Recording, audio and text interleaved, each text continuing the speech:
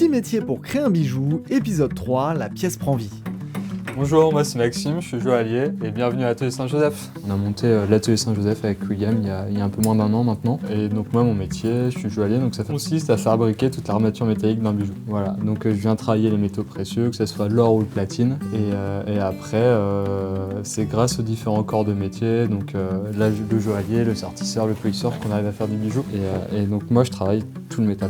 Ça c'est ce qu'on appelle une cheville. En fait la cheville elle est vraiment façonnée et modelée à la main du joaillier. Jules a pas du tout la même et en fait c'est nous qui la sculptons à notre main. Et une cheville on va en changer 2 à 3 fois dans notre carrière. En fait toute notre journée nous on passe 7 heures par jour là-dessus. Et pour faire ce métier, t'as fait quelles études?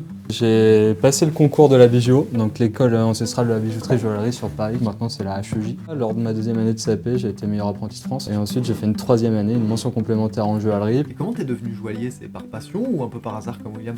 Non, vraiment par passion. Moi, c'est vraiment la passion qui m'a emmené là. J'avais aucune connaissance ni dans la joaillerie ni dans le milieu parisien. Je viens d'un milieu rural où la joaillerie, ça n'existe pas. Je crois que le joaillier le plus proche, la petite boutique, doit être à 30 km. Et moi, c'est la rencontre avec les pierres. Je suis tombé amoureux des pierres à l'âge de 6-7 ans en regardant une pub à la télévision. Et j'ai commencé une collection de minéraux comme ça et je suis tombé fan des pierres. Je me souviens dès ma rentrée en 6e, je disais déjà que je voulais devenir joaillier.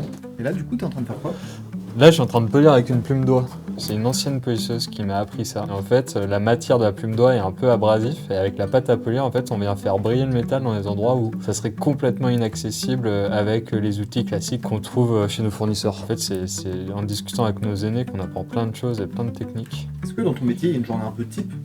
Toutes les journées sont différentes. Pour ma part, ça dépend sur quelle pièce je travaille, sur quelle étape de la pièce je travaille. Il y a la mise en pierre, il y a la mise à jour, il y a les allers-retours avec nos fournisseurs. En amont du projet, il peut y avoir tous les échanges avec le concepteur. Donc moi, mes journées, en fait, elles se passent souvent ici, derrière la cheville, mais je fais jamais les mêmes choses. Est-ce que tu dirais que c'est un métier difficile?